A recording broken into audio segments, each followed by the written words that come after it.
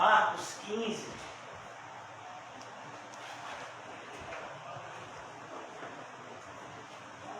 O título da nossa mensagem, isso é o Evangelho. Cristo morrendo por pecadores, para que os pecadores arrependidos possam agora ter a vida eterna. Algo que, como seres humanos, havíamos perdido por conta do pecado do nosso pai, segundo a carne, Adão. Então agora aqui, no capítulo final de Marcos, no penúltimo capítulo do Evangelho de Marcos, capítulo 15, a gente já está chegando no final desse capítulo, fala justamente da parte, dos últimos momentos de Jesus na cruz, e nós paramos na semana passada no versículo 32, foi quando nós ministramos na sexta-feira, pois ontem, no domingo, nós tivemos o direcionamento de tratarmos acerca de outro assunto. E hoje nós vamos retomar a partir do versículo 33, que fala propriamente da morte de Jesus, momento em que ele é crucificado. Então eu vou fazer a leitura a partir do versículo 33. Antes eu gostaria de chamar os irmãos ao momento de oração. Ó Pai, nós queremos te agradecer por mais uma vez nos reunir numa segunda-feira, Senhor, neste local tão abençoado e tão abençoador. Obrigado, meu Deus, em especial pela vida do irmão Calmon, da irmã Rita, do irmão Reginho, esses três irmãos amados que moram aqui nessa comunidade local de Cosme de Farias e que tão diligentemente e amavelmente preparam esse local para que possamos nos reunir. Obrigado, Senhor, tocar no coração deles e nos proporcionar esse momento de regozijo, de renovo, mas também de grande responsabilidade, aonde a Tua palavra nos é ministrada, o intuito de transformar as nossas vidas, nos santificando, uma vez que fomos feitos santos pelo Teu sangue, Senhor Jesus. Cumpre-nos nos santificar cada vez mais, como a Tua palavra, Senhor, nos direciona. Ajuda-nos na noite de hoje, Senhor, na compreensão exata das palavras que o Santo Espírito colocou no coração e na mente do evangelista Marcos, que a mesma inspiração encheu a mente dele para que nos deixasse esses escritos, também possa encher-nos para que possamos compreendê-lo na exatidão e transforma as nossas vidas. Em nome de Jesus, amém e graças a Deus. Amém, irmãos? Amém. Quem está feliz com Jesus? Amém. Graças a Deus. Quando a gente olha para o irmão Paulo, a gente sempre fala de felicidade, de alegria, né? Então, aqui no versículo 33, nós lemos capítulo 15, versículo 33 do Evangelho de Marcos, chegada a hora sexta. A hora sexta, todos vocês sabem como contar a hora, segundo os costumes judaicos da época de Jesus, a gente já aprendeu. Um dia para eles começava às 6 da manhã e terminava às 6 da tarde, então a hora sexta é meio-dia, justamente no meio, né, desse tempo que Jesus esteve na cruz. Jesus permaneceu na cruz durante cerca de 6 horas. Ele foi crucificado às 9 da manhã e ele deu o seu último brado, como nós vamos ver, às 3 da tarde. E agora aqui é a hora sexta, meio-dia. Houve trevas sobre toda a terra. E é muito interessante, como disse um pregador do passado, que quando Jesus nasceu, houve luz à meia-noite. E quando Jesus morreu, houve trevas ao meio-dia. A ideia, irmãos, é algo muito interessante, é nos fazer entender que luz não é simplesmente aquilo que ilumina do ponto de vista dos nossos olhos naturais, mas luz é aquilo que traz iluminação para a nossa alma. Então, eu posso estar enxergando com os olhos, mas estar completamente cego com o coração. Essa é a realidade do mundo que a gente vive. As pessoas têm muitas vezes uma vista perfeita. Hoje nós temos, na área da medicina que estuda os olhos, a oftalmologia, você faz cirurgias, você tem óculos, você consegue enxergar bem com os olhos, mas cada vez mais as pessoas estão cegas espiritualmente. Vivem trevas espirituais densas. E essa é a realidade. Jesus é aquele que veio trazer a luz ao mundo. E agora ele estava entregando a sua vida e nesse momento houve trevas. Mas há uma segunda coisa que a gente tem que notar. Eu sei que todos vocês são estudiosos da Bíblia e todos vocês aprenderam quantas pragas foram acometidas no Egito na época que Moisés foi enviado para libertar o povo. Valendo 10 pontos. Ai, rapaz. Aí é crente, rapaz. Lá ele ficou aqui assim. 10 pragas. Amém. E qual foi a última delas? Todos vocês sabem qual foi? A morte de todo primogênito. Mas alguém sabe me dizer qual foi a penúltima, a nona praga? Houve trevas. Durante dias houve trevas. Então perceba como nós vemos um paralelismo, entre a libertação do povo no Egito e a libertação do pecado pela morte de Cristo. Então, quando Cristo morre, há trevas, porque Ele é a luz. Louvado seja Deus que Ele ressuscitou, está sentado à destra de Deus Pai, mas não está somente lá, Ele está aqui. Ele não está somente aqui, Ele está aqui dentro de nós. Então aqui nós vamos ver, houve trevas, porque a luz estava se esvaindo. Mas aqui também há algo no que a gente tem que pensar. Olha, irmãos, um dos maiores elogios, por assim dizer, que Cristo fez à igreja e a você, que é igreja, a mim, que também espero ser igreja, é que nós somos a luz do mundo. Não está escrito literalmente assim? No Sermão do Monte, no capítulo 5 de Mateus, vós sois a luz do mundo. Mas a grande questão é, será que a gente é luz mesmo? Falando acerca disso, o próprio Jesus disse, se a gente que devia se nós que deveria haver luz, houver trevas, que densas trevas serão. Então a gente tem que pensar, irmãos, será que de fato estamos iluminando ou estamos fazendo parte da grande escuridão que tem dominado esse mundo? Nosso comportamento nesse sentido, ele vai falar mais alto do que a nossa voz. Muitos podem até falar algo que seja coerente, mas vivem de forma incoerente, de forma contraditória. Como você fala algo e não pratica aquilo? Isso é loucura do ponto de vista bíblico. Então agora voltando para o nosso texto, chegada a hora sexta, meio-dia é a hora que o sol está mais alto, é a hora que o dia está mais claro. Mas a grande questão é que não é o sol que traz a luz. Quem fez a luz foi quem? Foi Deus. Alguns de vocês já leram o livro de Gênesis? Quem já leu o livro de Gênesis? No início, vocês chegaram a se atentar a esse fato? Que a luz, ela veio antes do Senhor fazer as estrelas, e o sol é uma estrela.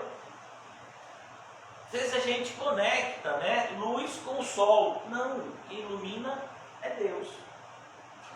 Então aqui a gente percebe que é isso que ele quer mostrar. É Deus que traz a luz. E a ausência de Deus trará inevitavelmente trevas. É por isso que o mundo que a gente vive está em densas trevas. Chegada a hora sexta, houve trevas sobre toda a terra, até a hora nona, até as 3 da tarde. Esse é o momento do sofrimento final de Cristo. Um sofrimento, irmãos, agonizante. Nós sabemos que o sofrimento de Cristo não foi por causa da violência com que ele foi torturado. Não foi por causa da violência com que ele foi tratado. E não foi por causa dos cravos ou mesmo da asfixia que ele estava sentindo. Não, o sofrimento de Cristo se devia ao fato da ira de Deus estar recaindo sobre ele. Muitos morreram crucificados, cristãos. Muitos foram torturados. Mas ninguém levou sobre si o pecado de ninguém, nem o seu próprio. Ninguém conseguiria beber o cálice da ira de Deus. A gente tem uma leve ideia da ira de Deus quando a gente lê o livro do Apocalipse. E a gente tem uma leve ideia da ira de Deus também quando a gente vê os próprios demônios com medo de ir para o inferno. Quando Jesus expulsa aquela legião de demônios do Gadareno, eles estão o quê? Com receio de ir para o inferno. Não, Jesus, não é o tempo ainda. A gente não quer ir para esse lugar de tormento. Mas vem cá, vocês não são demônios? Vocês deviam se sentir bem no inferno. Não, ninguém se sente bem lá. Lá é o lugar onde a ira de Deus será derramada para sempre. E foi essa ira que Jesus tomou para que eu e você fôssemos libertos da justa condenação que sofreríamos pelos nossos pecados. Muitos não valorizam a morte expiatória de Cristo porque não compreendem o que ela comprou. É como se você entregasse um diamante, o maior diamante do mundo, né, do tamanho de um punho fechado, um diamante que vale milhões de dólares, na mão de uma criança que não sabe o que é aquilo. Ela não sabe o que é aquilo. Ela vai tratar aquilo como uma pedra qualquer. Talvez até ela jogue no canto do quarto. Seja mais atraente para uma criança, se for menina, brincar com uma boneca, se for menino, brincar com um carrinho, brincar com bola. Mas aquele diamante tem um valor inestimável, um valor, sabe, altíssimo. Mas para quem? Para quem conhece o que é diamante. Então, quem não sabe o que é o pecado, o que é a justiça, o que é o juízo, nunca vai valorizar o que a gente está vendo aqui. Ah, eu não entendo, Jesus Cristo passou somente 6 horas na cruz. Teve gente, teve Marte, que sofreu muito mais do que Cristo. Não, ninguém sofreu mais do que ele. Porque o sofrimento de Cristo não foi um sofrimento apenas físico. O sofrimento de Cristo foi um sofrimento espiritual. Todos os mártires que morreram por amor ao Evangelho e a Cristo receberam consolo espiritual. Os seus corpos podiam até sofrer, mas espiritualmente eles estavam sendo consolados pelo Espírito Santo. Cristo não. Cristo foi desprezado pelo Pai para que eu e você fôssemos aceitos. Esse é o escândalo, irmãos, da graça. O Pai rejeita o Filho bendito para que eu e você, que somos malditos, sejamos aceitos. Aí quando uma pessoa vem para mim e fala: ah, minha vida está tão difícil. Sua vida está o quê? Você já conversou com alguém que passou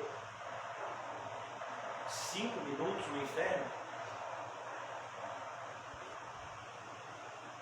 a gente não sabe o que é dificuldade. Não estou querendo parecer insensível, irmãos. Não, eu quero que vocês entendam que nós somos cristãos. E como cristãos, nós não enxergamos o mundo como as pessoas do mundo enxergam. Nós vivemos em um mundo, do ponto de vista filosófico, extremamente humanista, onde o homem ama o homem e busca cada vez mais colocar o homem como centro do universo. Mas o homem nunca esteve nem estará no centro de nada, a não ser do pecado. Por isso devemos tomar cuidado com essa influência maligna. O humanismo tem entrado sorrateiramente nos sermões. E nós percebemos isso por meio das pregações modernas. Por isso devemos tomar muito cuidado. Chegada a hora nona, clamou Jesus. E aqui, irmãos, era para que eu e você soubéssemos o que estava acontecendo. Muitas das falas de Jesus não eram falas que Jesus dizia porque ele teve algum momento de dúvida, ou porque Jesus teve algum momento de, de fraqueza. Não! Em tudo ele foi provado e em nada ele foi reprovado. Mas muitas das falas de Jesus, inclusive essa aqui, era para que eu e você, na nossa imaturidade, na nossa parcialidade, porque ainda que a gente tenha um conhecimento extremamente profundo do ponto de vista da limitação humana, ainda vai ser tão pequeno do ponto de vista do tamanho de Deus. Pessoas que de fato conheceram a palavra de Deus, elas entenderam isso. Um homem que leu a Bíblia 200 vezes seguidas, em 10 anos, ele disse: eu sinto que estou arranhando a superfície desse livro. George Miller. Então, Jesus ele diz isso aqui para mim e para você, para que eu e você entendêssemos o que estava acontecendo com ele. Não era um sofrimento físico, porque o sofrimento físico, aquele lá outro ladrão da cruz que se arrependeu também sentiu. Mas o sofrimento espiritual que Jesus passou, desde o Getsêmani, que ele estava angustiado, a ponto de suar gotas de sangue. Imagine, suar sangue. Hoje a gente vê gente falando de síndrome do pânico, de desespero, de ansiedade, de não sei o que, aquela síndrome de Burnet que eu falei para você lá, que os pastores estão dizendo que tem. Gente que por muito menos pensa em se matar. Jesus suou gotas de sangue. É tão maravilhoso a providência de Deus, que hoje, com a medicina que a gente tem no século XXI, os médicos comprovam que é possível o ser humano entrar num estágio tão grande de sofrimento emocional, que dos seus poros, que deveriam sair suor, saírem sangue. Mas isso é um estágio de sofrimento emocional altíssimo. Imagine, não existia esse tipo de medicina no primeiro século. Mas agora, no século XXI, a gente sabe. O que é que Jesus estava sentindo no Getsemane? O que é que ele está sentindo quando ele diz isso aqui? Eloi, Eloi, em aramaico. Eloi, Eloi, lama sabachthani. Deus meu, por que me desamparaste?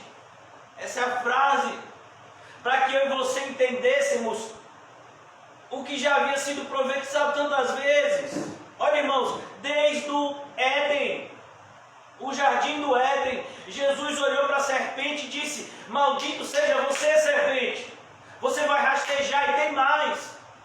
Você terá um fim aqui nessa terra, serpente. Você não vai ficar nessa terra aqui para sempre, serpente.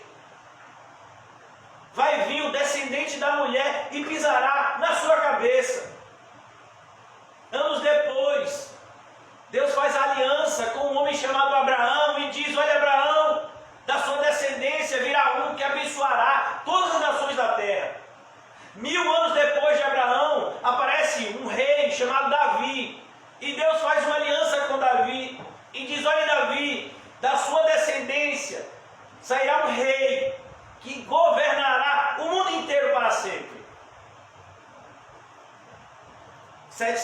anos antes, surge um profeta chamado Isaías, e ele diz que era necessário que alguém fosse castigado em nosso lugar. Era necessário que alguém sofresse para que nós fôssemos libertos do sofrimento que merecíamos pelos nossos pecados. Então é isso que está acontecendo aqui.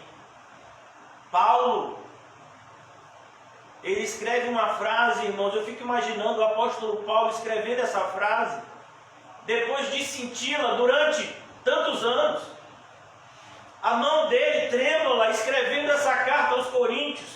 Em 2 Coríntios 5:21, ele diz, aquele que não conheceu o pecado. Ó, Paulo está pensando em quê quando ele escreve isso? Nesse momento. 2 Coríntios 5:21, aquele que não conheceu o pecado. Deus não o tornou pecador. Não, Deus o tornou pecado. Como pode? Pecado, tudo recair numa pessoa só. Não pode isso. Pode porque ele é Deus. É por isso que ele suporta. O que ninguém suportaria. Nem se nós pegássemos todos os seres humanos que já existiram, que existem, que existirão, não dava para suportar. Nem um anjo suportaria. Nem todos os anjos suportariam. Só o próprio Deus poderia suprir as exigências da sua própria justiça. Aquele que não conheceu o pecado, Deus o fez pecado, para que nele fôssemos feitos justiça de Deus. Esse é um versículo que você para de madrugada, irmãos, você lê. Se você estava com fome, se você estava triste, se você estava sem sono, porque você estava com algum receio, você diz assim, rapaz, eu vou deitar e vou dormir igual aqui. É difícil, vamos orar. Hoje me mandaram uma foto de um irmão que pegou carona com Quinho.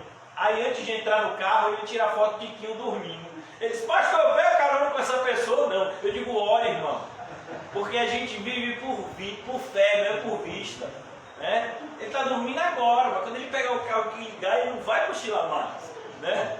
Imagine, o motorista, e ele está sentado no volante. Ele sentado no volante com a mãozinha assim. Imagine, irmão, você entra numa carona dessa. Vamos orar. Eu acho que Deus quer que eu vá de pé hoje. Eu vou em oração, gente. Coitado do bichinho, rapaz. Eloi, Eloi, lama sabachthani, que quer dizer, Deus meu, por que me desamparaste? Perceba, porque Marcos traduz essa frase. A gente já explicou o contexto do Evangelho de Marcos, inclusive José falou, teve uma época que José fez uma exposição em Marcos, não foi, filho? E José falou sobre isso, como, segundo a tradição, cristãos apontam, né, os pais da igreja, escritos dos primeiros séculos, apontam que Marcos teria escrito esse evangelho quando ele estava em Roma, junto com o apóstolo Pedro, e ele escreveu esse evangelho para que os cristãos romanos, que muitos deles ainda não tinham conhecido, né, os pormenores da vida de Cristo e da sua morte expiatória, tivessem acesso, né, a um escrito que contasse a vida e a morte e a ressurreição de Cristo. Então ele escreve, pessoas que não eram muito familiarizadas com os costumes e com a linguagem judaica. Então você vai ver aqui que aqui é uma prova. Se ele estivesse escrevendo para judeus, ele não precisava traduzir uma frase que está escrito em aramaico, mas ele traduz com o propósito de mostrar, ele escreve primeiro em aramaico e depois ele traduz em grego. A gente sabe que o original foi escrito em grego. Então aqui ele traduz, Deus meu, por que me desamparaste? Alguns do que ali estavam, versículo 35, ouvindo isto, diziam, vede, chamam por Elias, porque o nome de Elias é muito parecido com a frase, com a palavra que Jesus falou. Né? Elia, que é Elijah, em hebraico, Eloi, em aramaico. Então aqui eles não sabem, né? Para eles é tudo a mesma coisa. Eles que estavam ali, Vede, ele chama por Elias. Você acha que Deus vai chamar que Jesus vai chamar por um homem? Ele já tinha dito que bom só tem um, que é Deus. Não, ele chamava pelo Pai. Pai nosso. Quantas vezes Jesus orou, Pai? Quantas vezes? Mesmo no Getsemane, ele orou, Pai, se possível, passa de mim esse cálice, Pai. Ele estava chamando o seu Pai. Mas nesse momento, ele não chama de Pai, ele chama de Deus. Porque aquela intimidade que ele tinha havia sido temporariamente perdida. Por conta da missão que ele estava cumprindo. Por isso que o título da nossa mensagem de hoje, que trata dessa parte final do capítulo 15, é justamente o sacrifício perfeito. Durante milhares de anos, os judeus fizeram sacrifícios e mais sacrifícios. Se você for perceber, desde o livro de Êxodo, mesmo antes de Êxodo, em Gênesis, você já percebe que a maneira como você se relacionava com Deus, demonstrava a honra e o amor para com Deus, era através de sacrifícios. Abel, Enoque, todos eles fizeram sacrifício a Deus. O próprio Noé sacrificou a Deus. Mas depois a gente vai ver o sacrifício sendo feito por Abraão. E depois esse sacrifício é formalizado quando Deus fala com Moisés e deixa claro as regras sacrificiais. Quando ele deixa claro as chamadas leis cerimoniais. Olhe, quando o primogênito nascer, para resgatar o primogênito, determinado animal tem que ser entregue no lugar. Olhe, todo ano vai ter que ser sacrificado um cordeiro pelo pecado do povo. Então aqui, todo esse sacrifício que era feito, não era um sacrifício que tinha um fim em si mesmo. Esse sacrifício, como está escrito na carta aos Hebreus, nunca pode perdoar o pecado de ninguém. Mas então para que ele era feito? Para apontar para esse sacrifício que a gente está vendo. Tudo isso para preparar o povo para esse momento. E o povo não entendeu.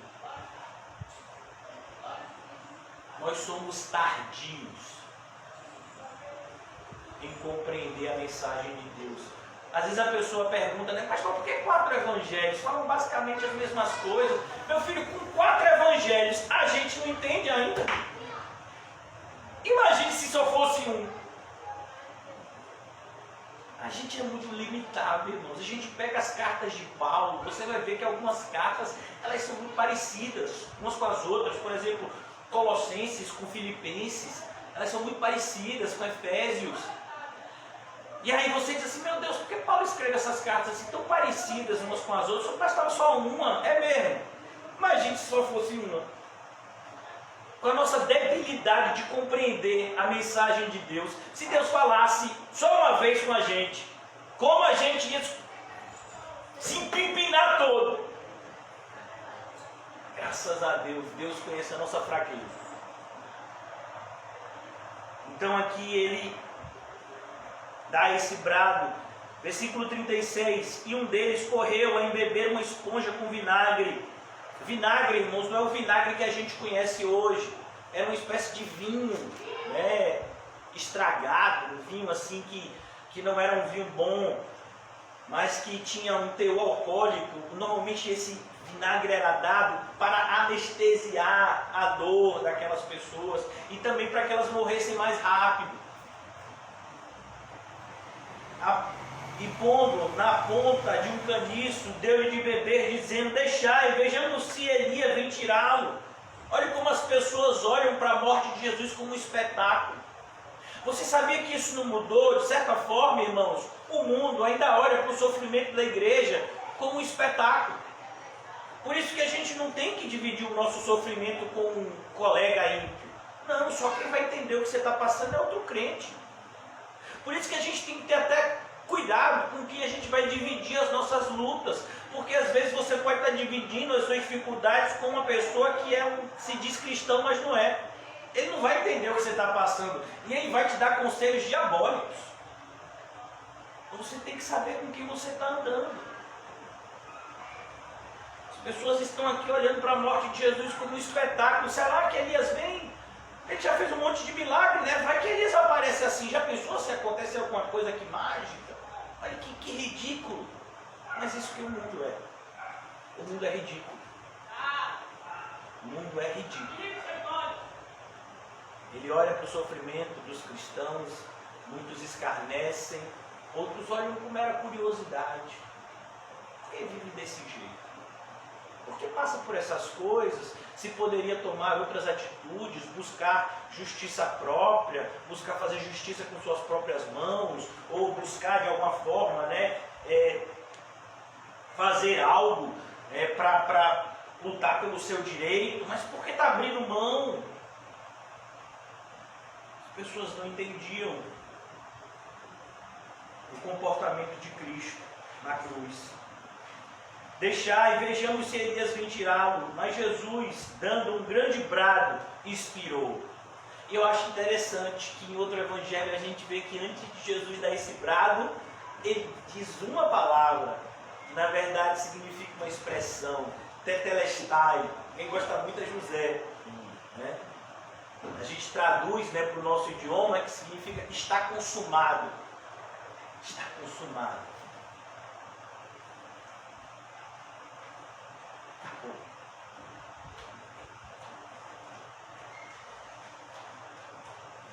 Mas Jesus, dando um grande brado, expirou. E o véu do santuário rasgou-se em duas partes, de alto a baixo. Quando você vai rasgar uma cortina, você tem que rasgar de como se for o homem que está rasgando, é de baixo para cima. Mas quando Deus está fazendo algo, Deus está onde? No alto. Então quando Ele está fazendo, vem de cima para baixo.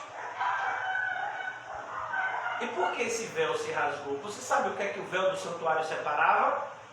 Todos vocês já devem estar familiarizados com a arquitetura do templo. A mesma arquitetura do templo que foi feito na época do profeta Ageu e depois reformado por Herodes, esse templo da época de Jesus, a arquitetura seguiu a mesma arquitetura do templo que foi construído por Salomão, que seguiu a mesma arquitetura do tabernáculo da época de Moisés, liderando o povo no deserto. A arquitetura era a mesma, né? A diferença é que na época do tabernáculo tudo era feito com tendas, com panos. Na época do templo não, ele foi construído. Mas havia uma separação, existia lugares específicos, lugares externos para sacrifícios abertos e lugares internos, onde as pessoas deveriam fazer determinadas cerimônias, por assim dizer. E o lugar mais especial de todos era o chamado Santíssimo Lugar, onde somente o sumo sacerdote podia entrar uma vez por ano. O sumo sacerdote não tinha acesso o tempo todo, não. Mesmo o sumo sacerdote só podia entrar nesse lugar uma vez por ano. E depois de fazer expiação pelo seu próprio pecado, seguindo as leis cerimoniais que haviam sido preditas. E se ele tivesse em pecado, irmãos, ninguém podia entrar não. Sabe como o sumo sacerdote entrava no Santíssimo Lugar? Com um sininho nos dois pés e com uma corda amarrada na cintura. Se o sininho parasse de bater, significava que ele estava em pecado, que Deus matou ele e que então ele devia ser puxado para fora. Olha que coisa assustadora. Para você ver, com Deus não se brinca. Essa cortina, esse véu que é rasgado, ele era bem grosso, bem espesso. E ele separava o santo lugar, que era onde os rituais, onde os sacerdotes entravam, do santíssimo lugar, que é onde somente o sumo sacerdote entrava. E era justamente nesse santíssimo lugar que ficava a Arca da Aliança, que simbolizava a presença de Deus no meio do seu povo. Então o véu é rasgado, mostrando que agora não tem mais a necessidade de intermediário. Deus, no Antigo Testamento, separou uma tribo para ser intermediária. A tribo de Levi. Era da tribo de Levi que vinham os sacerdotes que faziam intermediação entre Deus e o povo, por meio dos sacrifícios. Tanto que se a gente vivesse no Antigo Testamento, a gente não podia sacrificar. Não, a gente entregava o animal, O animal era analisado pelo sacerdote, uma vez que aquele animal ele era visto como um animal que poderia ser sacrificado, então o próprio sacerdote que sacrificava, ele fazia essa intermediação. Agora não. Por isso que nós vamos ver o apóstolo Paulo escrevendo que há somente um intermediário entre Deus e o povo. Quem é? Jesus Cristo, o que? Homem. Deus encarnado. Só Ele pode ser o intermediário. Maria não pode, São Paulo não pode, São Pedro, São Paulinho não pode também. Nossa, né? Só Jesus Cristo. Mas há um segundo ponto aqui, que nós vamos ver na carta de Pedro, que é o sacerdócio universal dos crentes. Todo cristão agora é um sacerdote. Como assim, pastor? Eu pensei que sacerdote fosse você, pastor. Não, eu não sou sacerdote, eu sou pastor. Pastor não tem nada a ver com sacerdote. Eu sei que essa confusão é feita por conta do catolicismo romano. Mas não tem nada a ver pastor e sacerdote. Pastor é um crente, é uma ovelha que recebeu a atribuição de Deus, de Cristo, para cuidar dos seus irmãos. E Deus concede graça para ele, para isso. Mas ele não intermedia nada. A minha oração não vale mais do que a de vocês, não. Todos nós aqui estamos em pé de igualdade diante de Deus. Todos nós somos sacerdotes. Todos nós. E qual é o sacrifício que é apresentado hoje? O nosso corpo. Vivo, santo e agradável a Deus. É assim que prestamos um serviço racional. Pastor, na minha Bíblia não tem assim não. Na minha Bíblia diz um culto racional. A palavra culto significa serviço. Por isso que se você for nos Estados Unidos, você vai ver que lá eles chamam um culto de serviço. Esse é o significado original da palavra. É um serviço que prestamos a Deus. Então olha que coisa interessante. Tudo isso foi conquistado no momento em que Deus rasga. Ele rasga algo que Ele mesmo tinha mandado colocar. Porque agora o sangue perfeito tinha sido aspergido. Antes só tinha sido sangue de animais, que não podia purificar. Só podia apontar para aquele que iria purificar. Por isso que João Batista, filho de sacerdotes, de linhagem sacerdotal, quando vê Jesus, o que é que João Batista diz? Eis o Cordeiro de Deus que tira o pecado do mundo. O pai de João Batista era o quê? Sacerdote. O pai de João Batista, quando entrou para poder apresentar incenso aqui, que viu o anjo, vocês se lembram? Está lá no Evangelho de Lucas, o que aconteceu? Então, agora o sacrifício havia sido feito. Agora não há mais separação. É por isso, irmãos, que você, na sua cadeira aí, no carro, ou como no carro, como o Kio estava hoje, na verdade aquele olho fechado de Kio, porque Kio estava em oração. Ele não estava dormindo, ele estava orando. Você, quando Lairinha chega em casa assim de noite, fica assim na caminha dela, assim, de olho dobrado, assim, orando. Automaticamente nós somos transportados à sala do trono que José ensinou para a gente. Por meio da oração. A nossa alma tem livre acesso à sala do trono da graça. Olha que coisa linda, irmão. A gente pode estar numa prisão, como muitos mártires, como o próprio Giovanni, ficou 12 anos. Ele estava naquela prisão, não estava? Mas quando ele fechava os olhos, ele orava, ele não estava mais naquela prisão. Ele estava na sala do trono. Não foi essa experiência que o apóstolo João teve? Ele estava numa prisão também, de Pátimos. Mas quando ele orava, ele não estava mais lá. A gente pode viver realidades completamente distintas aqui na Terra, mas todos nós, como cristãos, temos livre acesso ao trono da graça, por meio desse sangue. E às vezes a gente ainda, né, irmãos, se queixa tanto. Como é que um cristão pode se queixar de alguma coisa, né? Que vergonha. Falam por mim, vocês são pessoas muito mais espirituais do que eu. O véu do santuário rasgou-se em duas partes. de alto a baixo. A ideia é Deus fez isso. É isso que Marcos quer deixar claro. Deus fez isso. A separação não existe mais. O Cordeiro foi imolado. Que Cordeiro? O Cordeiro de Deus que tira o pecado do mundo. Ele foi imolado. E agora não há mais a necessidade da separação. Por meio de Cristo nós temos livre acesso ao Pai. Não é maravilhoso? A gente, verme de Jacó, ter mais proximidade com Deus do que os próprios anjos. Irmãos, eu fico escandalizado com isso, não sei se você fica. Quando eu fico estudando essas coisas, às vezes eu fico horas assim, de boca aberta, assim, perplexo, parecendo um maluco. Porque os anjos, quando se apresentam diante de Deus, quem já leu Isaías 6? Eles têm que tapar os olhos e tapar os pés, não é assim? Mas a gente oreia, chega perto de Deus e não precisa tapar nada. Por quê? Porque a gente está revestido pelo sangue de Cristo. E aí Deus não olha mais a gente como criatura, mas como filho. Os anjos não são filhos de Deus, embora eles nunca tenham pecado. Eles têm a sua atribuição e eles não acham ruim isso, como o próprio José já disse.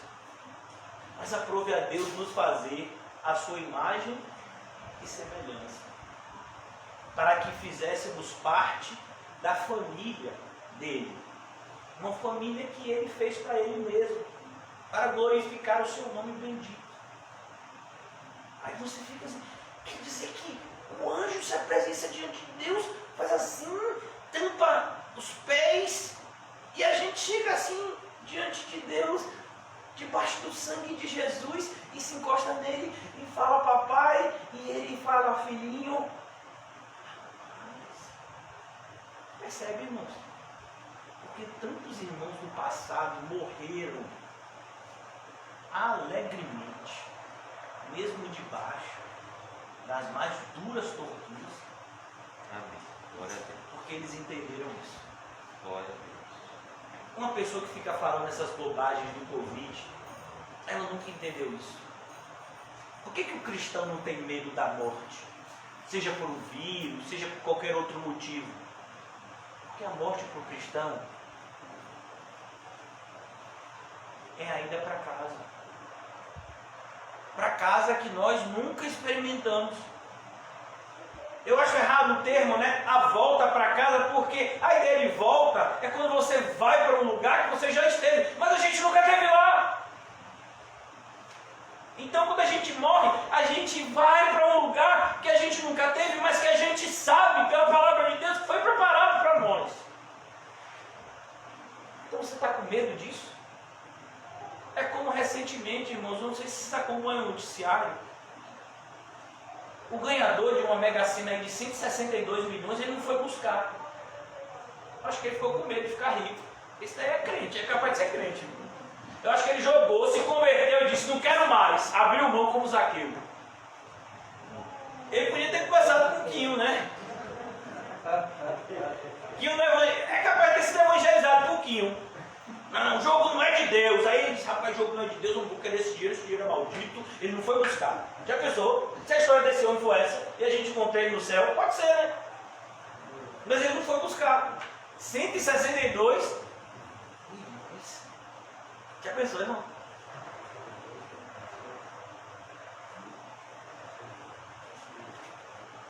A gente tem algo muito mais precioso.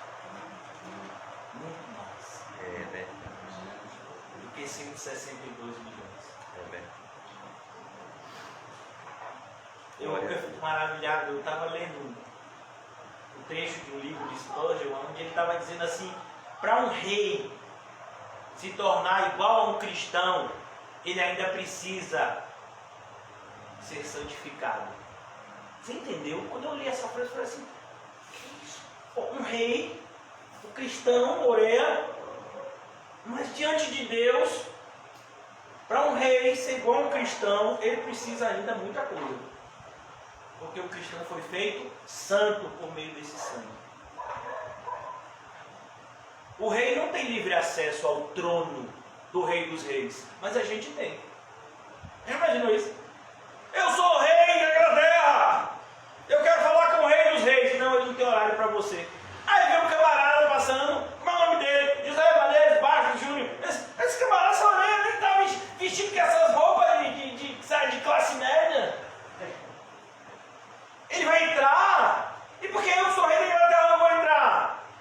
Porque ele é santo e você não é. Porque ele creu em Cristo e você não creu. Você percebe, irmãos? A gente podia ficar falando tanto a respeito disso daqui. Tão maravilhoso esse momento.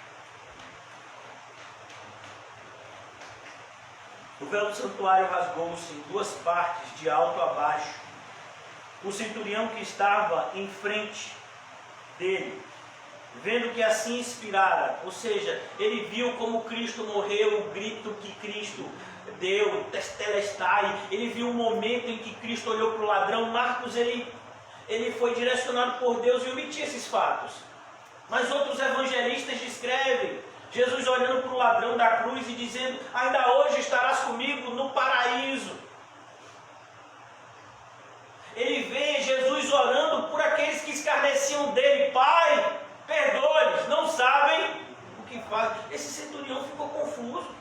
Como é que pode? Maltrataram tanto esse homem. Ele sofreu tanto. Aquele outro ladrão estava dizendo um monte de coisa para ele, só porque ele pediu perdão. Ele perdoou e disse que vai para o paraíso. Imagine um soldado romano olhando essas coisas, não está entendendo nada. Ainda muitos hoje, dentro da igreja evangélica, com a Bíblia na mão, parecendo um tijolo, não entendem nada quando olham para Cristo e este crucificado. Não entendem nada. É apenas uma paisagem para alguns. Eles não entendem o significado daquela cena. O centurião que estava em frente dele, vendo-a que assim inspirara, disse: verdadeiramente este homem era o Filho de Deus. Aqui é importante a gente fazer uma correção, né? Que o texto às vezes deixa transparecer algo que não é o que Marcos escreveu. O que esse centurião está dizendo é: Jesus não é um homem normal. Por que eu estou querendo deixar isso claro? Porque às vezes a gente pode ser tentado a pensar que esse centurião se converteu. Não, ele não se converteu. Ele apenas percebeu que Jesus não era um homem natural. Jesus era um ser extraordinário. Mas por que eu estou dizendo isso? Porque muitas pessoas podem chegar a essa mesma constatação sem arrependimento e sem a fé salvífica. Eles não vão ser salvos. Não basta apenas dizer que Jesus é especial. Você tem que se arrepender dos seus pecados e tem que enxergar Jesus Cristo como Senhor da sua vida, como dono da sua vida.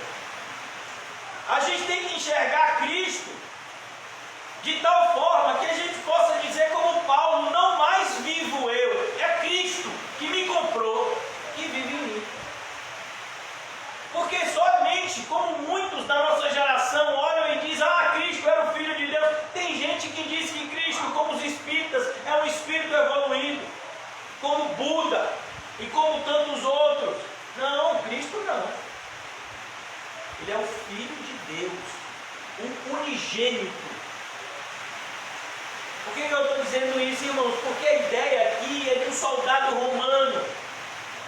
Se você entender um pouco a respeito do que está por trás, o soldado romano, ele acreditava em vários deuses.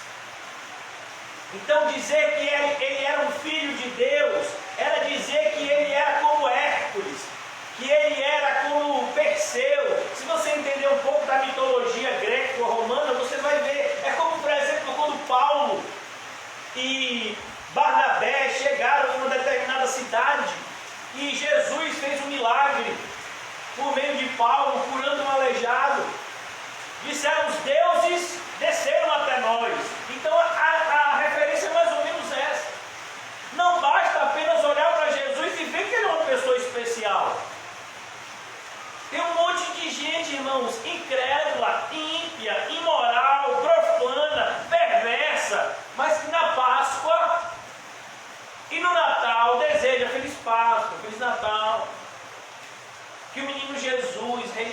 Que o menino Jesus ilumine a sua vida. Que o Cordeiro Pascual abençoe a sua casa. O senhor sabe nem o que está falando. Eu mesmo recebi um monte de mensagem de Feliz Páscoa. De gente que nem sabe o significado da Páscoa.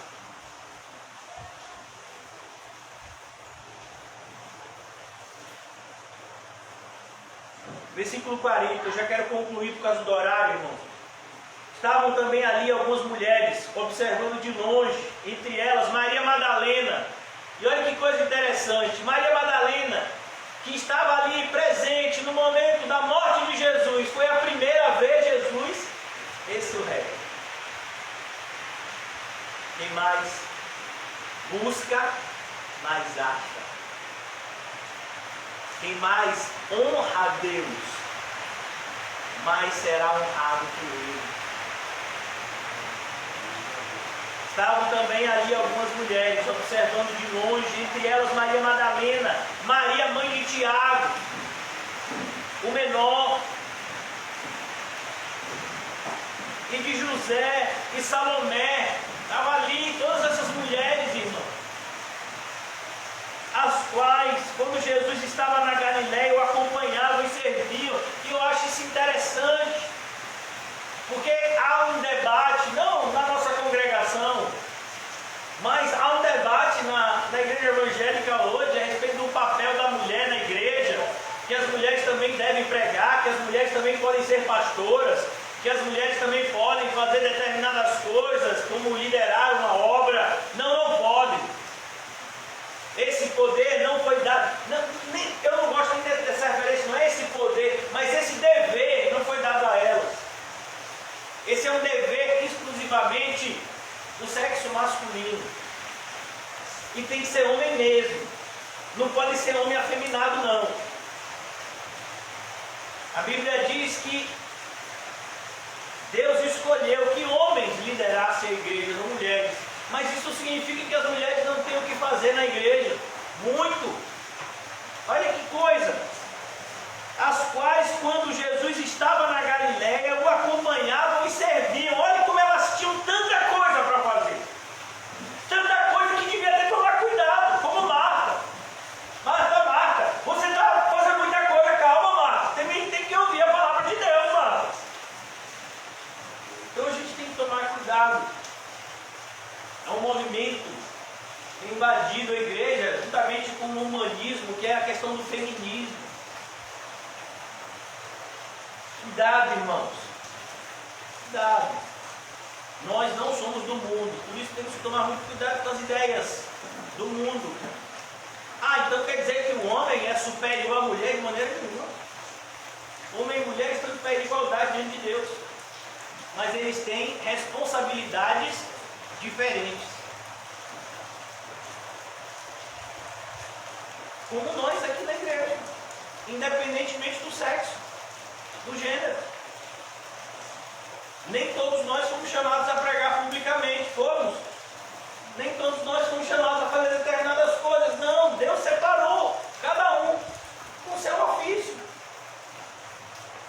E tem tanto a ser feito, irmão. A obra é grande, a seara é grande, mas os ceifeiros estavam também ali algumas mulheres observando de longe, entre elas Maria Madalena, Maria mãe de Tiago e o menor, de José e Salomé, as quais, quando Jesus estava na Galiléia, o acompanhavam e serviam. E além destas, muitas outras que haviam subido com ele para Jerusalém. Olha que coisa, irmão. Os homens ficaram com medo. Parece hoje em dia que tem um monte de homem que tem medo de dizer o que tem que ser dito. Não, meu filho, tem que falar.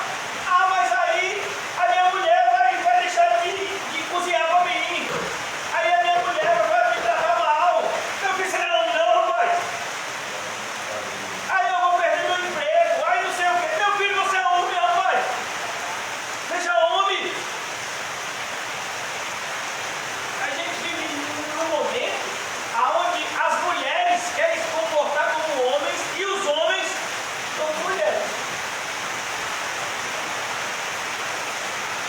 cair da tarde, por ser o dia da preparação, isto é, a véspera do sábado, vindo José de Arimateia, ilustre membro do Sinédrio, que também esperava o reino de Deus, dirigiu-se resolutamente a Pilatos e pediu o corpo de Jesus. E eu quero parar aqui. Mas pastor, você vai parar nessa chuva? Já que está chovendo, pastor, leva aí. Mas José de Arimateia, isso é tão bonito. Porque José de Arimateia, ele fazia parte do Sinédrio. Ele tinha duas características que fariam dele uma pessoa com grande improbabilidade de acreditar no simples Messias da Galileia. Ele era rico e ele era religioso. Duas características que costumam afastar as pessoas de Cristo. Quando a gente vai conversar com uma pessoa religiosa, né? Uma pessoa que tem um alto grau de teologia, normalmente essa pessoa vai olhar para você e para mim com um olhar de desprezo.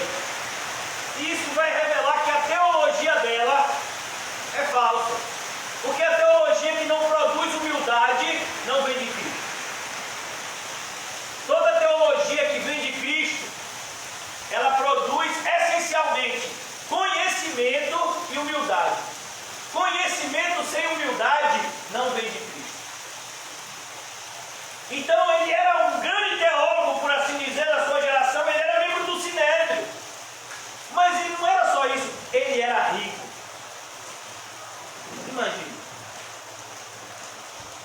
Jesus já tinha dito, é mais fácil o camelo passar por um buraco de uma agulha do que um rico. Mas Jesus não parou aí, parou? Não, ele disse, o que é impossível para o homem, é possível para Deus. Eu acho que nunca uma pessoa do Sinédrio vai se converter. Quando Jesus morreu, se converteu. E eu acho lindo como Marcos escreve, ele dirigiu-se resolutamente. O significado dessa expressão significa ele foi disposto a morrer, se necessário. Porque era isso que significava, irmão. Por que você acha que Pedro negou Jesus 3 vezes? Por que você acha que todos os discípulos fugiram? Todos os apóstolos, fugiram. Só ficou João, junto com as mulheres ali. Eles estavam com medo. Pessoas que fossem identificadas como Cristo, eles tinham o risco de serem presos e crucificados também. O pessoal estava com fome. Sede, fome de sangue. Então, José de Arimateia, ele se dirigiu cheio do Espírito Santo. Como Paulo escreve a Timóteo e diz, o Espírito Santo ele não nos dá covardia. Não. Quem tem Espírito Santo, pelo contrário, ele tem coragem, amor e domínio próprio. Era o que José de Arimateia estava aqui tendo. Ele dirigiu-se resolutamente e foi diante de Pilatos. Um homem extremamente temido. Mas José de Arimateia não estava mais com medo do homem, nem o que os homens poderiam fazer com ele. Porque ele sabia que Jesus tinha morrido pelo seu pecado. Não havia mais o que temer. Glória a Deus. Então eu escolhi, parar aqui, creio que foi direcionamento de Deus. A chuva está parando também. Oh, glória. Por quê, irmãos? Porque aqui é para a gente pensar, é importante a gente refletir sobre o que a gente ouviu hoje. A gente ouviu tantas coisas maravilhosas, não porque eu falei, não, porque Deus falou. A gente ouviu tantas coisas lindas, o ato de Cristo morrer pelos nossos pecados, só isso, irmãos, já é assunto para a gente ouvir a vida inteira. Mas a gente vê o que a morte de Cristo, de maneira eficaz, gera na vida de alguém que se arrependeu. José de Arimateia estava no momento em que Jesus Cristo foi condenado pelo Sinédrio. E agora ele vai e faz algo que inevitavelmente iria mudar a vida dele para sempre. A mesma coisa somos nós, irmãos. No momento em que nós nos declaramos do lado de Cristo, se isso for um ato verdadeiro, vai mudar a nossa vida para sempre. O mundo inteiro vai se tornar nosso inimigo. Hostes espirituais do mal vão diligentemente nos rodear para nos fazer tropeçar e envergonhar o nome de Jesus. Por isso a gente tem que tomar cuidado, irmãos. Se você de fato for seguir a Cristo, você tem que fazer como José de Arimateia. Você tem que se dirigir resolutamente. Você tem que ter certeza do que você está fazendo. Você tem que ter certeza do custo que isso vai trazer à sua vida. Rejeição, desprezo, perseguição, perdas materiais. Nós sabemos o ganho que isso vai nos trazer no mundo espiritual, mas é importante também estarmos preparados para as perdas do ponto de vista material, para que não sejamos como o segundo tipo de solo, pessoas que recebem a mensagem da salvação com alegria, mas quando vêm as provações, as perseguições por causa da palavra, elas fazem o quê? Elas abandonam, elas retrocedem. Que isso não aconteça com a gente. Vamos orar. Obrigado, Senhor Jesus, pela noite de hoje, pela oportunidade de estarmos aqui, Senhor, nos deliciando com esse manjar maravilhoso que o Senhor nos concedeu, Senhor. A Tua palavra, que é alimento para a nossa alma, que é vida para o nosso espírito, Senhor. Que a Tua graça, Senhor, seja sempre abundante no nosso meio e dentro de nós. Dai-nos da Tua paz, Senhor, principalmente nesse momento de tanto desespero, de tanta dúvida que tem imperado no mundo, de tantas incertezas que tem reinado na cabeça de tantos, que nós, cristãos, possamos viver debaixo da certeza de que tudo coopera para o bem. Tudo coopera para o bem daqueles que amam a Deus e que foram chamados segundo o seu decreto, porque Jesus Cristo morreu por eles. O que nos separará do amor de Deus que está em Cristo Jesus? Nada, nem a morte pode nos separar, nem o tormento da terra, nada pode nos separar do amor de Deus, que é demonstrado no sacrifício perfeito de Cristo. Pois aquele que entregou o seu próprio Filho por amor a nós, como não nos dará juntamente com Ele todas as coisas? Porque dele, por ele e para ele são todas as coisas, agora e para sempre. Amém. Ó Senhor Jesus, reina em nós, Senhor. Opera, Senhor, nos santificando para a Tua glória e nos fazendo Teus instrumentos aqui na terra. Dai-nos dessa paz, Senhor, e nos guia em paz às nossas moradas eternas, para que possamos, Senhor Jesus, conhecê-lo como o Senhor nos conhece, Senhor. Ó Senhor Jesus, livra-nos, Senhor, de todo medo mundano e nos dá, Senhor, essa paz celestial, para que possamos completar a nossa carreira, combater o bom combate e guardando a fé até o fim. Em nome de Jesus. Amém e graças a Deus. Amém, irmãos? Saúdem-se mutuamente com um cumprimento santo. E diga a você mesmo: Jesus morreu por você, viva por Ele. Olha, acho que acabou.